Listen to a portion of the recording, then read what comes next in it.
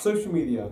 You use it, I use it, the elderly are probably aware of it. Obviously, it's made a lot of changes in the way we interact and support each other, but also it's altered the film industry with the way that we make, learn about, and promote content away from the mainstream media. Undoubtedly, one of the biggest innovations was the invention of the video sharing platform YouTube. The first video, titled Me at the Zoo, was uploaded on April 24, 2005, and it showed co-founder Javed Karim in front of an elephant enclosure at San Diego Zoo, speaking about how they have really long trunks.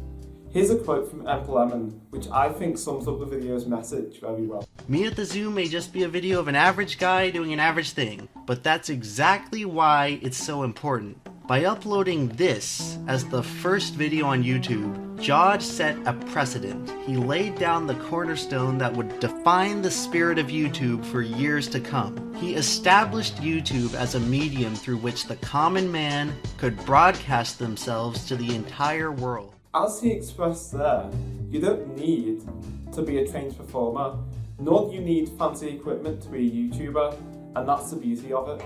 Other social media platforms like Facebook and Twitter went hand in hand with the rise of the YouTuber, allowing for easier and more organised networking where the YouTube comment section couldn't. In the words of the YouTuber Jack's Films, faster, and the comment section is where joy goes to die. Yeah, it's where joy goes to die. Now, the first tweet on Twitter was sent by founder Jack Dorsey on March 21st, 2006, reading, "Just setting up my WTTR. Establishing this new platform as a space for people to speak their mind, no matter how useless the information is. It's quite obvious the founder would be on his own website, but he told us anyway. This tweet was so insignificantly significant that it sold as an NFT for $2.9 million. Okay, Facebook. A MySpace copy or a NAF version of Twitter. Call it what you will. Since its release in 2004, it's gone from the coolest party in town that everyone wanted to get into, but no one really knew each other, to a graveyard, where everyone's actually alive and occasionally venture out their coffins just to get bored and go back in. It seems like it exists in some kind of liminal space where we all keep it out of necessity because everyone's on it, but we don't really voluntarily go near it. Back in 2006, the classic YouTube video Funny Cats was released and people loved it. It wasn't made for views or likes or attention, it was genuinely made for laughs. But nowadays the response could be very different. It would just be regarded as another mindless compilation taking no real talent or thought to create. That's why it's important to have a unique voice or style. Regardless of what the content is, the personality or passion behind it can majorly change an audience's outlook. For example, the YouTuber Apandah created a quadrilogy of funny cat videos, which contained creative and fast-paced editing, comedic and immersive commentary, along with current meme humour for the modern day internet to recognise and identify with. When Tartar Sauce, or better known as classic internet meme Grumpy Cat, passed away, Apandah even made an extra episode paying tribute to her impact.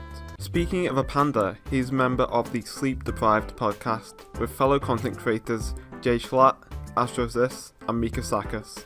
It's available on YouTube and Spotify for free. Though the members are on a Discord call together, their audio is recorded separately, then synced up in the editing process. This has allowed for audible gags, such as pitch shifting a specific voice without affecting the others. Social media made this content entirely possible through allowing the four members to meet in the first place. It also informs the topics spoke about and allows for promotion on release. These creators majorly differ in audience size. The gap between Niko and Jschlatt is approximately 2.9 million subscribers, while Astro and Apandah are on either side of 500,000. Regardless of the rift, it's given the group a dedicated community of fans away from their main work. Also, because of this podcast, the word shlogi is now ingrained into my dialect. The word was coined in episode 33 when Jschlatt joked about getting his friend George on the podcast, but instead, George's nickname, Gogi, was combined with Jschlatt, creating a reoccurring character called shlogi. Yo, shout out Gogi. It's Gogi. It's Gogi. Gogi! It's Gogi. No, it's Gogi. It's Gogi. It's you don't not understand. You don't understand, man. Hey, Jschlatt. Have you heard of Shlogi? What? I haven't. Shlogi? Oh, it's like the version of Gogi for me. Shlogi? Yes. I wish I was joking. Baba Booey, Shlogi.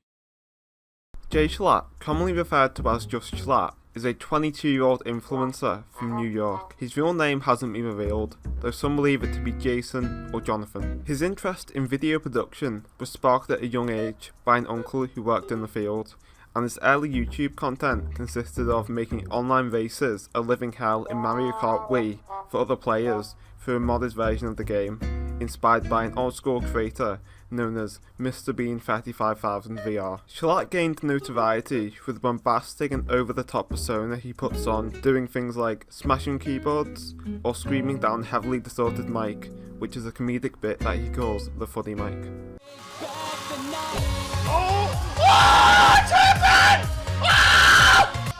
Come on, baby. Come on, baby.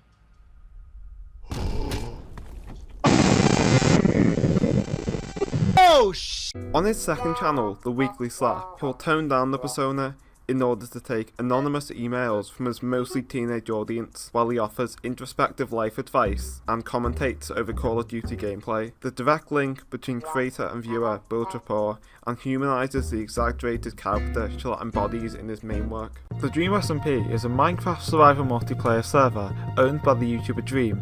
It was started so the Dream team could collaborate on Minecraft-related content across YouTube and Twitch while they regularly progress through the game. However, given the game's sandbox nature, this grew into so much more. A structured improv narrative was formed in which the broad strokes of what needed to happen are on the page, while the connective tissue between those moments are improvised. This style of storytelling really cultivated the Twitch community, as they got to witness how their favourite content creators uniquely contributed, along with the types of characters that they'd roleplay, such as Technoblade, playing an anarchist aiming to topple government. Democratically elected leadership, not on my watch. This all inspired the YouTube artist SAD-ist, among others, to create animations retelling the events of the various conflicts throughout the narrative on a cinematic and epic scale.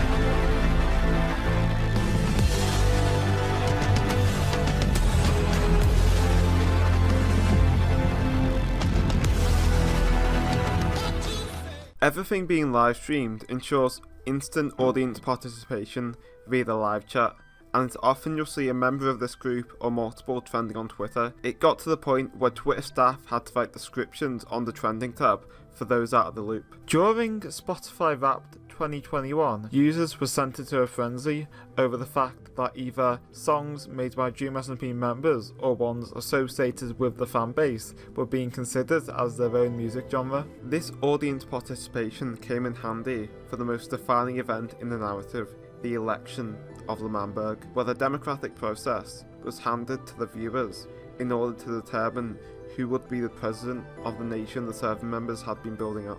4 parties ran, including POG 2020, Wilbur Soot and Tommyinnit, Swag 2020, Quackity and Jschlatt Found, Jschlatt 2020, Just Jschlatt, and Coconut 2020, Fundy and Nihachu. Seeing Jschlatt as a real threat, Wilbur suggested to Quackity that they'd combine their votes into a joint party known as Swag 2020 if Jschlatt was in the lead.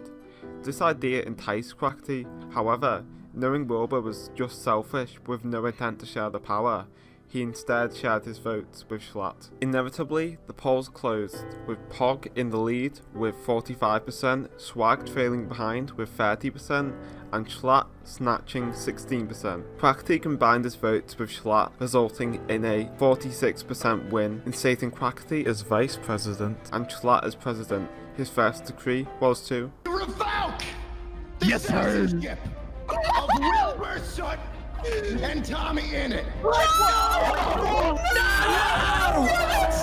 Yes, baby, yes! Get out of here!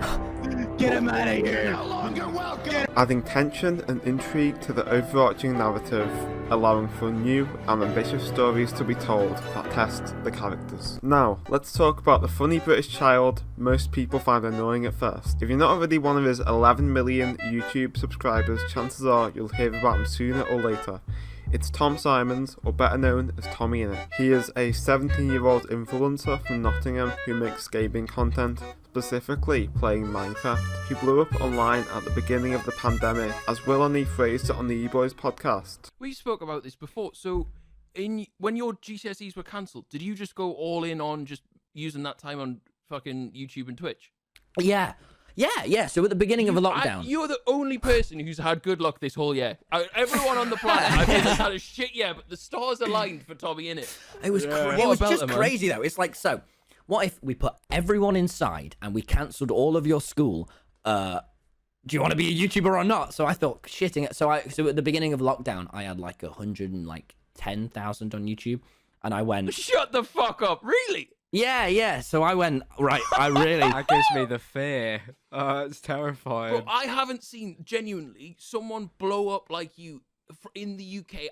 To be honest, mate, ever. When lockdown was lifting, Tom used his audience's desire for real-life content to his advantage by starting a vlogging channel titled Tom Simons, where he uploads vlogs of himself meeting up with the various influencers he would have been making virtual content with, but this time in real life, as they do the most absurd things, such as buying a tank, renting out a water park, even the group roasting session featuring almost all of his friends. I tell Wilbur and Tommy are brothers, because even Tommy's editors are happy now.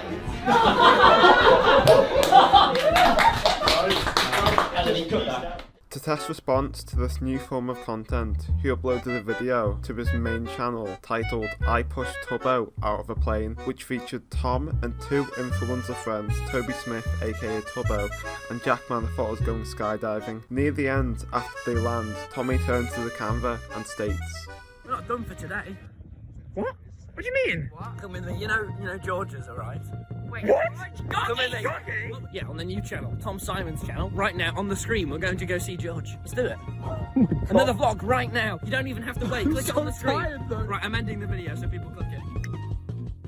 If we go over to Tommy's main channel and sort his videos by most popular, at the very top we'll find I Met Wilbur Soot in Real Life, with 32 million views, beating out his second most viewed video by over 5 million views. Viewers recognise his brotherly-like bond with Wilbur, so witnessing them meet in real life for the first time held mass appeal for their collective audiences. In the digital landscape, Wilbur's a jack of all trades. Between his YouTube channel, Twitch live streams, solo music, band, ARG and group channel, he really knows what he's doing. The fact he lives in Brighton has allowed it to become the real world capital for the Dream SMP fanbase, with landmarks such as the Astor and Peter's Hut in the Marina or the Palace Pier Arcade as places where content has been made. Ironically, if we go to his group channel Soot House and scroll down to its least viewed video, look where we end up. Hey guys, it's me, David from Soot House, and I'm here to endorse London. Earlier in 2021, the YouTuber Niko Omilana used his social media influence to make a dent in politics on behalf of young people. I'm running for Mayor of London. You're looking at the future Mayor of London! Vote for Niko! Thank you! Niko for Mayor! So why are you running? Because young people aren't represented in politics. For as much of a joke as his campaign was, with promises like lowering credit prices to 5p or freezing over the River Thames, he placed 5th in the London Mayor election with nearly 50,000 votes. He identified a gap in the content market most creators wouldn't go near and was ambitious enough to fill it, greatly reaping the benefits. Sound of the underground, my friends on a billboard. He was so successful in doing this as he engaged his predominantly young adult audience with real world events.